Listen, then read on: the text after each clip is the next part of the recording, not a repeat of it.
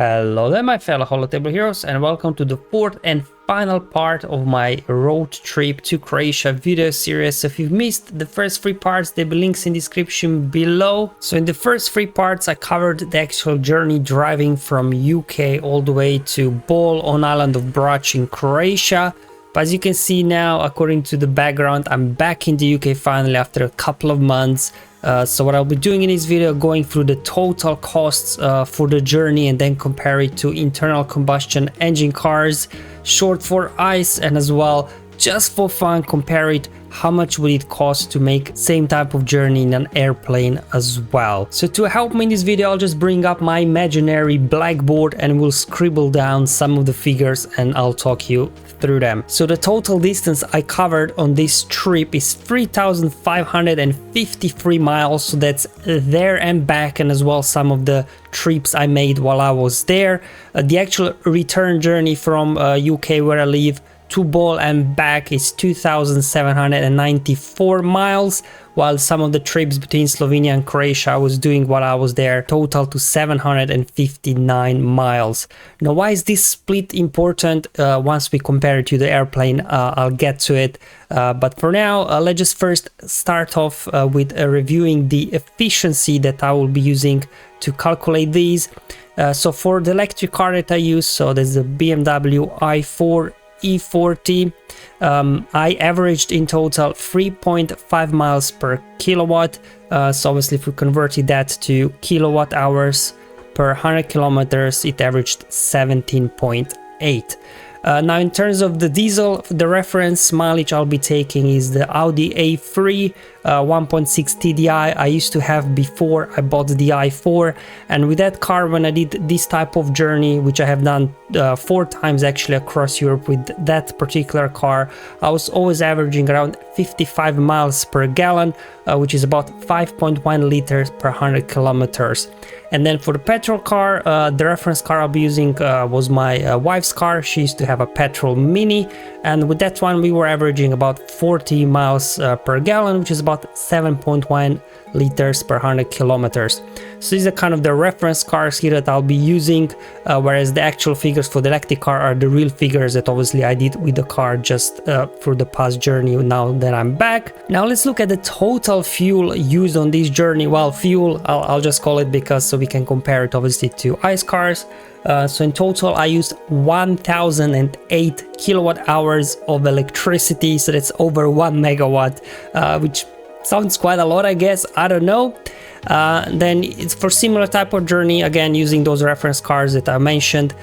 So in my old Audi A3, I would have used about 291 liters of diesel, and in a Mini there I would use about 400 liters of petrol. So like you can see, quite a bit difference there between a diesel and a petrol car. Now in terms of the actual cost, obviously this will vary a lot depending on where you charge. So let me first explain how I got to this figure of average of 20 cents per kilowatt on my journey. Now back here in UK, I live on a second floor in an apartment building, so I do not have a home charger.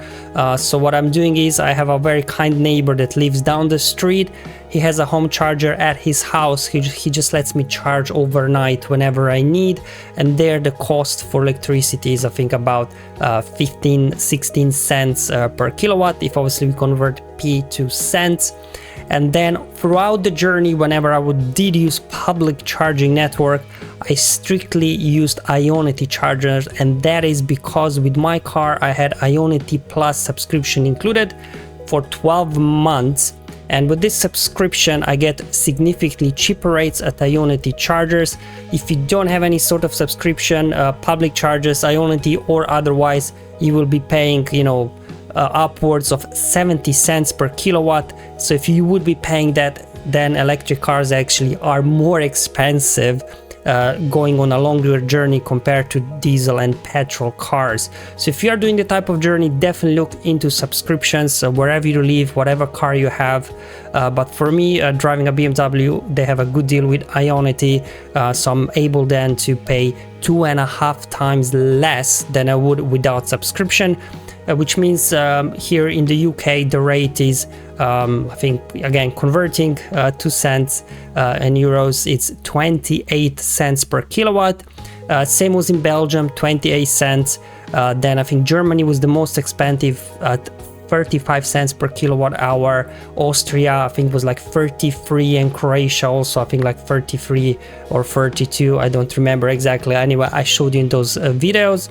And then there's also a combination of home charging at my parents' house. Obviously I didn't have to pay, I just plugged in their normal socket there. And same thing goes for my mother-in-law house in Croatia as well. I just plugged in, obviously didn't have to pay there. And then also when I actually was staying at a place that I stayed in Bol on island of Brač, I asked the owner there of the place, and they just let me plug in their garage and again charge for free.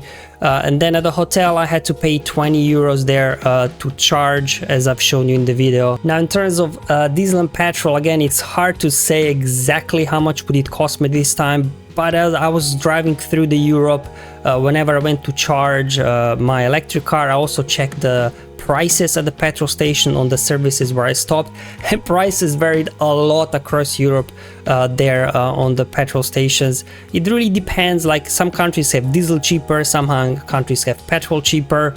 I think overall the cheapest one, it seemed to be Croatia, but it was like 1.4 euros per liter or so, whereas even in Germany somewhere I saw like 2.3 euros per liter. So again, the prices can vary, so I just kind of took the average price here to come up with these calculations that I've seen in the journey. So I just stuck for 1.7 euros per liter for both diesel and petrol. All right, so now let's look at the actual cost.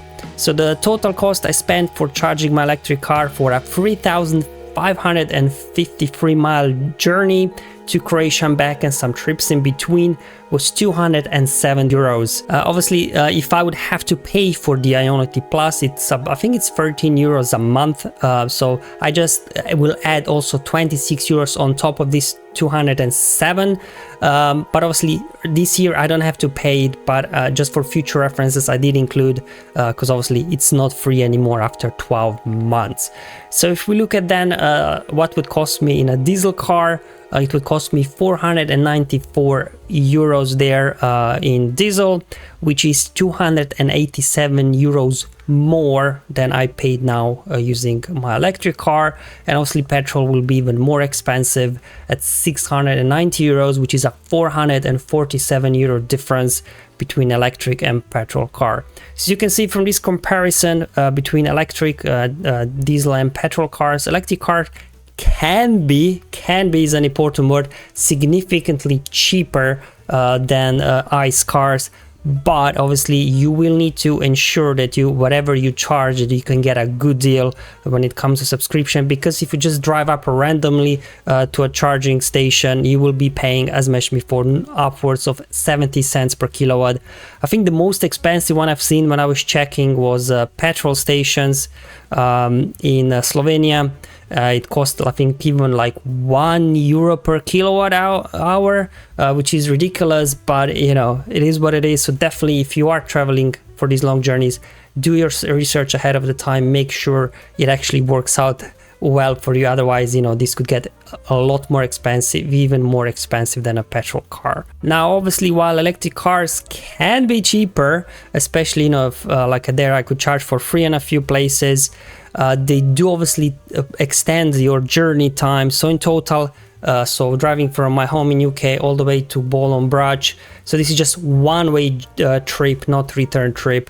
It took me just driving, that's excluding obviously sleeping in hotel, just driving time and charging time was 29 hours and 40 minutes, whereas in an ICE car obviously it would be a bit faster. I reckoned about 28 hours and 30 minutes, so it is 1 hour and 10 minutes faster there than in electric car, just because obviously if I would just be traveling in a nice car, I would make like half an hour stop a day, just, you know, to take a break, stretch your legs, eat some lunch or something, whereas with electric car I had to make you know, 2 stops, one and then an extra one for the charging.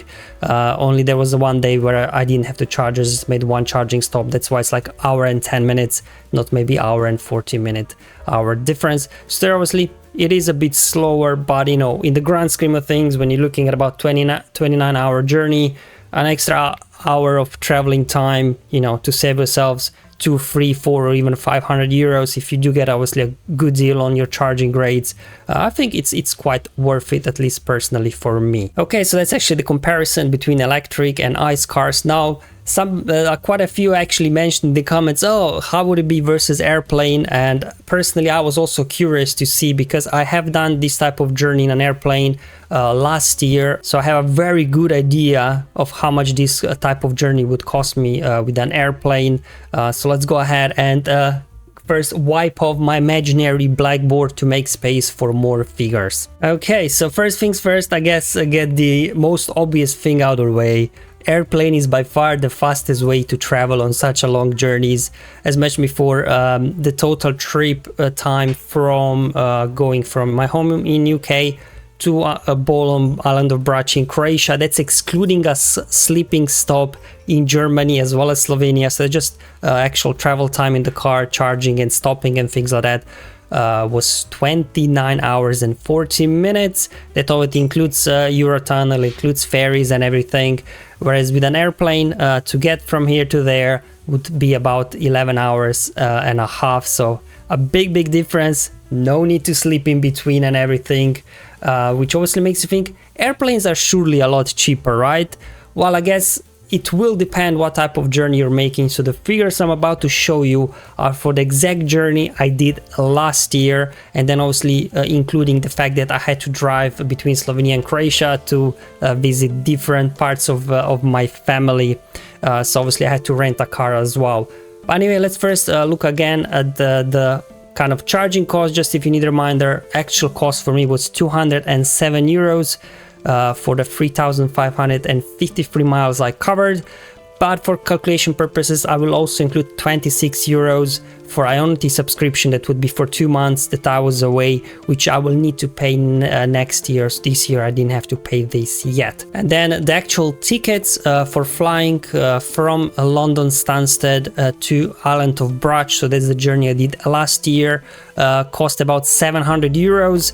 So it's a flight from Stansted to Zagreb, and then their connecting flight from Zagreb to island of Brač. So that includes 3 suitcases as well, because obviously when we do go away for such a long time, we need to bring a little bit more stuff with us. So that came last year, 700 euros.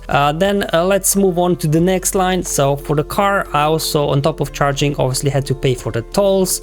So it includes crossing the Thames in UK, and then as well a vignette in Austria, in Slovenia, and then finally the motorway tolls in Croatia. So totally I spent 178 euros for that.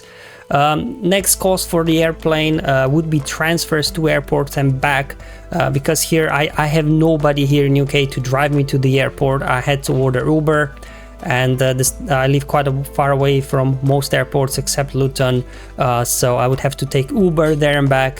So that would be about 200 euros paid last year, and then also 70 euros in Croatia to get from the airport to Bol. So totally would cost me there 270 euros for that. Then on top of tolls, here to cross obviously the English Channel from England to France, I went aboard Eurotunnel, so that's the train. So the return journey cost me 330 euros. Obviously if you go by ferry, you can save yourself probably about 150 euros or so, 120 euros, but obviously you will extend your journey time for 2 hours, and when I'm going on such a long journey, you know, saving myself 2 hours is very important. Now for the airplane journey, as mentioned before, I just don't go from point A to point B. Obviously in that case airplanes will always be cheaper, but usually myself, I like to travel around wherever I go, so I always do rent a car, so I can go around, and rent a car costs there about 300 euros for the duration there of how much I would need it to drive around between Slovenia and Croatia. So we need to add that cost as well. Next cost for the car journey, it's ferry. So that's just ferry from Split to island of Brač. A return journey for the car and 2 people was 74 euros. And then for the airplane journey, we have to look at the tolls as well, because obviously again driving through Croatia, you will be paying tolls on motorways. Going to Slovenia, I needed to buy vignette as well, so there would cost tolls about 50 euros.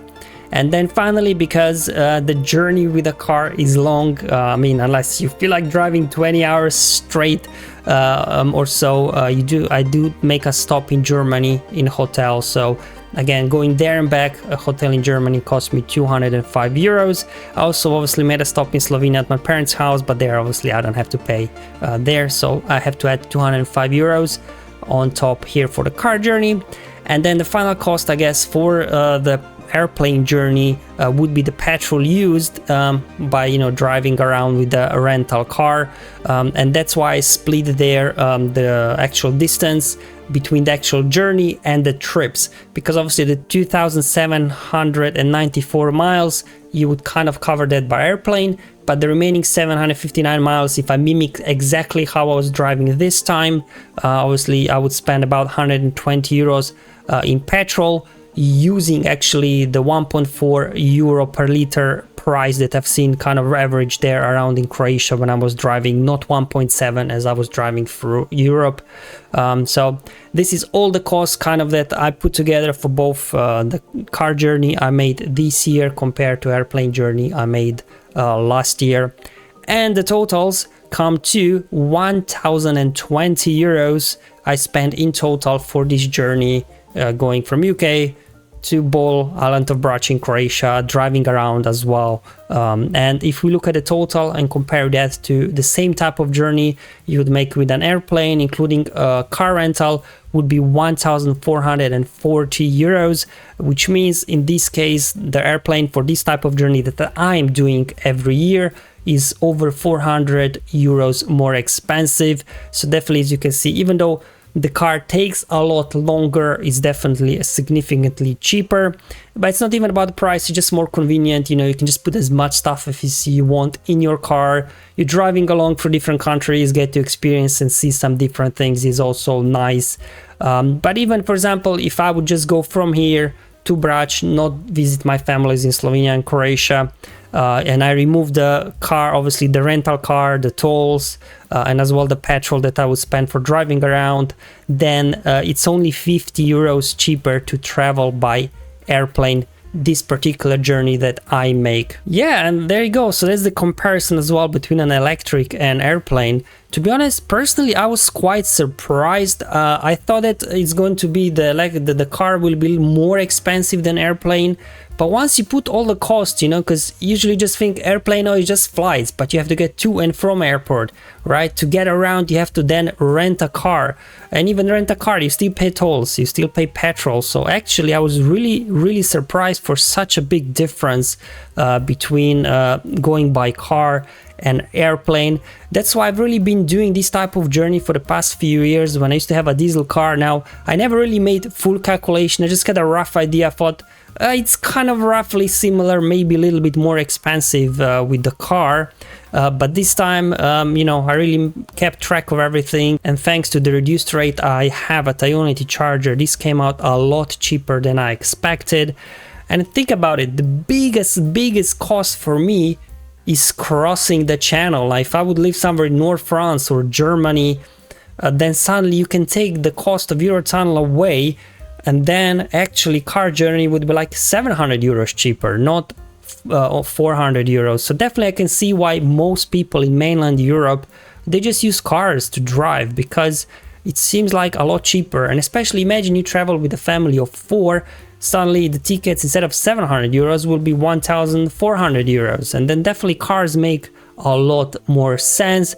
But obviously a big caveat, the long journeys with the car, they did take a while, as you've seen, 29 hours. That's excluding sleeping in Germany, excluding sleeping at my parents' house. So essentially I traveled there or basically 3 days, you could say, whereas in an airplane you come there in a day. So obviously you can't compete there in terms of time wise.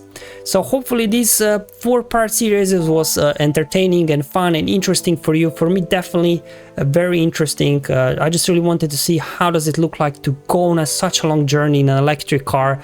I didn't know how it will look like, but actually it wasn't really all that different from making a journey in a nice car, as long as obviously you make your research in advance, see where your charging stops are, where your preferred chargers, so that you pay less are and plan accordingly, then you know, electric cars can go as well on a long journey without any problems. Thank you for watching, guys. Hopefully I'll see you in the next video once I'm back to Star Wars, but until then, have fun, enjoy life, and may the RNG be with you, my friends.